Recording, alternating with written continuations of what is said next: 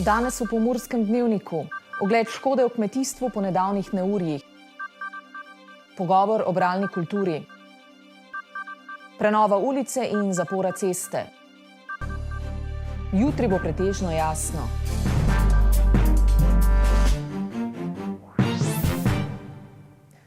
Spoštovane gledalke, cenjeni gledalci, lepo pozdravljeni. Nedavno neurja so tudi na kmetijskih površinah povzročila ogromno škode, ki je ponekod 100-odstotna. Kmetje se kljub temu še vedno borijo in poskušajo optimistično gledati na prihodnost, a brez državne pomoči marsikdo ne bo zmogel. Tega se zavedajo tudi kmetijski zavodi, ki so na Ministrstvo za kmetijstvo že poslali predloge, s pomočjo katerih bi v prihodnosti lahko omilili posledice neurij. Tako so kmetje danes državnemu sekretarju na kmetijskem ministrstvu Dariju Krančiču kazali od toče poškodovane njive, kjer letos ne bo zrasla krma za njihovo živino. Je pa izredno velika nevarnost za to mikotoksinov.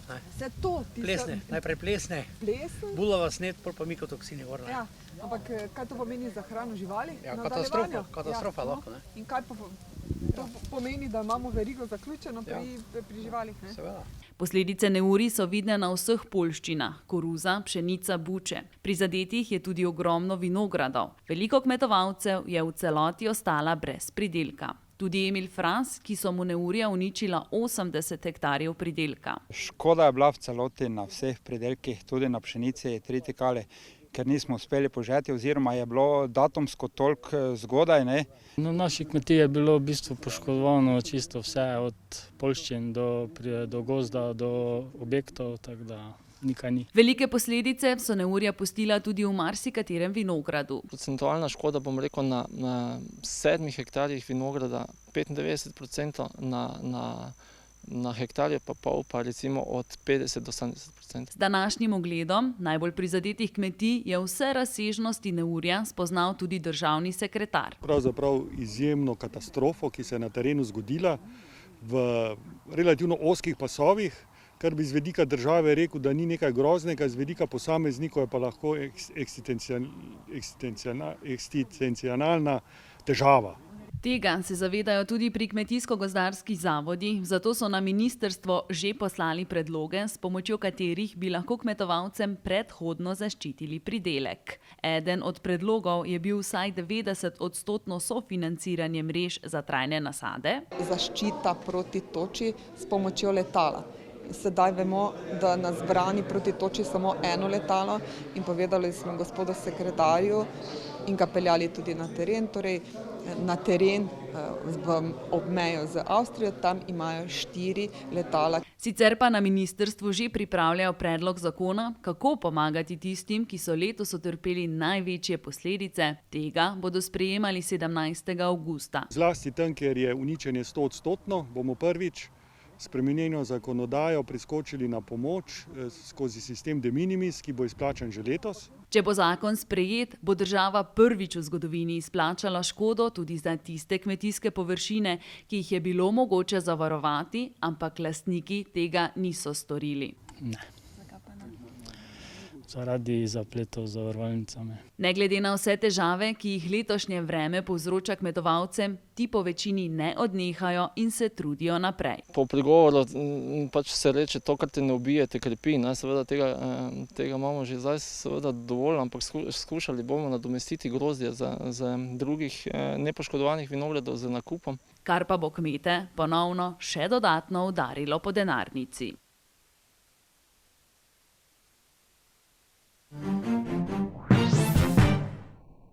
Poletje je poleg obilice dogodkov, ki so na voljo, tudi odlična priložnost za branje. Tokrat se nam je v studiu pridružil gospod Janez Horvat z oddelka za odrasle iz Pokrajinske in študijske knjižnice Murska Sobota. Lepo pozdravljeni. Pozdravljeni. Katere so pa tiste knjige, ki so pri vas najbolj brane? Je to morda kakšna žanrska literatura ali kaj drugega? Ja, saj tudi skozi celo leto imamo ogromno bralcev, ki berejo iz užitka. Medtem ko sedaj poleti pa že skozi vsa leta opažamo nekako, da prevladuje žanrska literatura. Zdaj, recimo, ženska populacija, ženske predvsem posegajo po lahkotnih ljubezenskih romanih, predvsem prevedenih. malo več motivacije je potrebno za kakšnega slovenskega avtorja. Potem ogromno se prebere biografij. Zadnja leta je išlo veliko novih biografij, ki niso biografije znanstvenikov, pisateljev, umetnikov, ampak tudi biografije iz sveta, recimo popularne kulture, mode, glasbe, filma, tako da to je zelo izposojeno. Moška populacija pa že vsa leta posega predvsem po kakšni dokumentarni literaturi, po spominih iz polpretekle zgodovine. Ogromno je tudi kriminalk, tako da se te novejše knjige zelo dobro obračajo in seveda poleti do vseh ne moremo, pač bralci ne morejo dostopati, ker je premalo izvodov in ker tudi mediji oglašujejo ponavadi vedno ene in iste te novitete, ki so trenutno res popularne, se zgodi, da je ogromno rezervacij in bralci do konca poletja niti ne pridajo na vrsto da bi vzeli konkretno knjigo, ki so si jo zaželeli. Ja, to je res. Mogoče še to omenili ste, da se nekako bolj berejo prevedene knjige, prevedena literatura v primerjavi s slovensko. Zakaj je temu tako?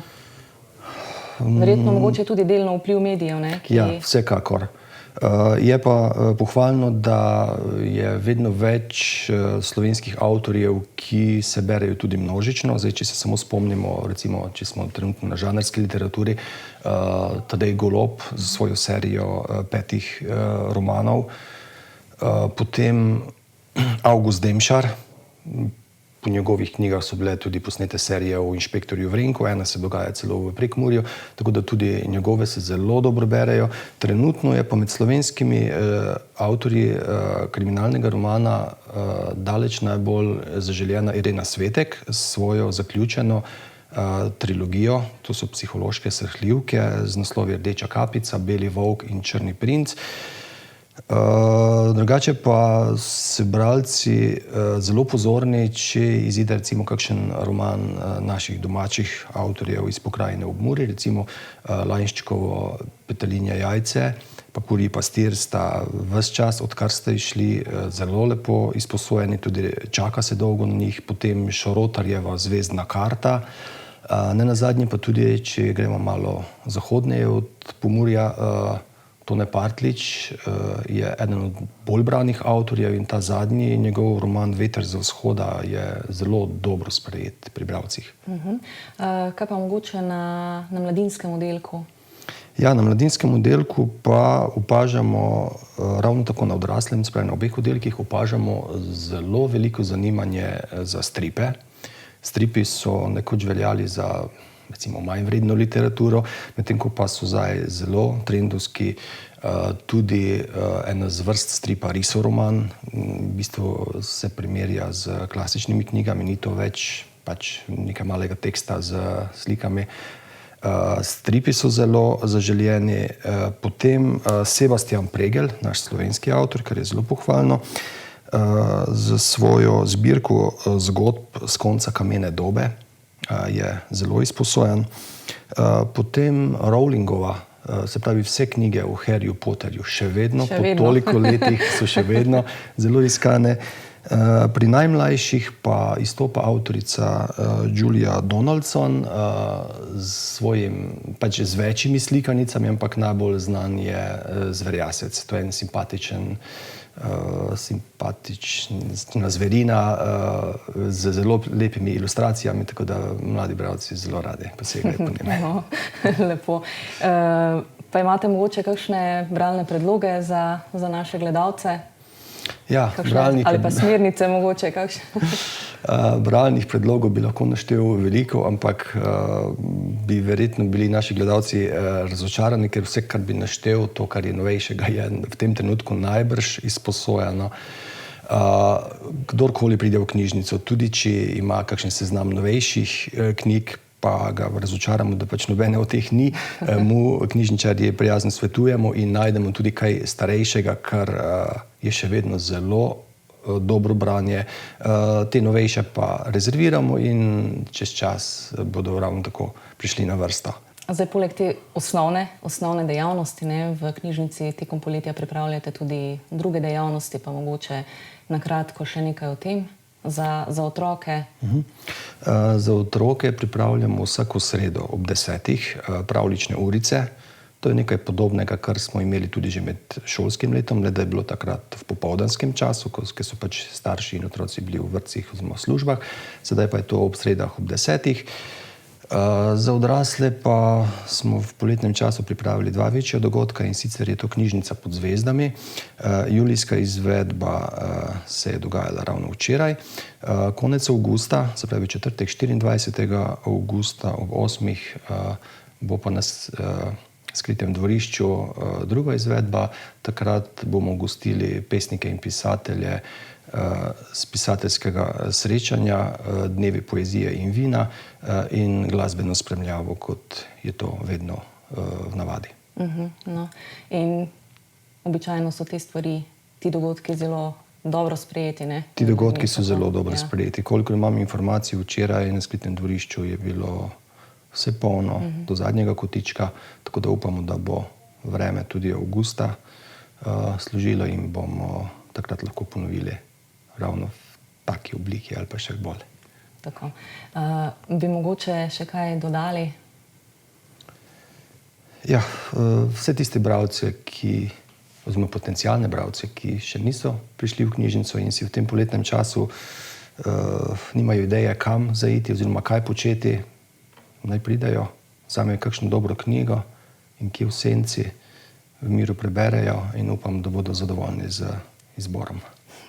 Tako, super. Gospod Janez Horvat, najlepša hvala za obisk v našem studiu. Seveda želim vam čudovito poletje. Hvala vam za povabilo. Prenove v Murski Soboti se nadaljujejo. Tokrat bo na vrsti Severjeva ulica z okolico. Dela pa naj bi se končala do začetka septembra. Z Mestne občine Murska Sobota sporočajo, da se bo v prihodnjih dneh pričela celovita prenova Severjeve ulice, in sicer bo v to vključena gradnja komunalnih vodov in prometne ureditve. V okviru pogodbenih del se bodo izvajale naslednje gradnje javne ali zasebne infrastrukture. Transportni in sekundarni cevovod za oskrbo s pitno vodo. Oboje sicer v okviru projekta nadgradnja vodovoda B. Potem kanalizacija za potrebe distributerja električne energije, širitev pločnika za pešce na zahodni strani ulice in dograditev manjkajočega dela pločnika na vzhodni strani. Celovita preplastitev ter umirjanje prometa z dvignjeno ploščadjo med Severjevo in Borovnjakovo ulico. Gradnja bo potekala strnjeno v dveh fazah s popolno zaporo. Najprej od Severjeve ulice, odcepa za Borovnjakovo ulico in do križišča s Ciril Metodovo. V drugi fazi pa še od semaforiziranega križišča v Severjevi ulici do odcepa za Borovnjakovo ulico. Vsa dela bodo predvidoma zaključena v začetku septembra 2023.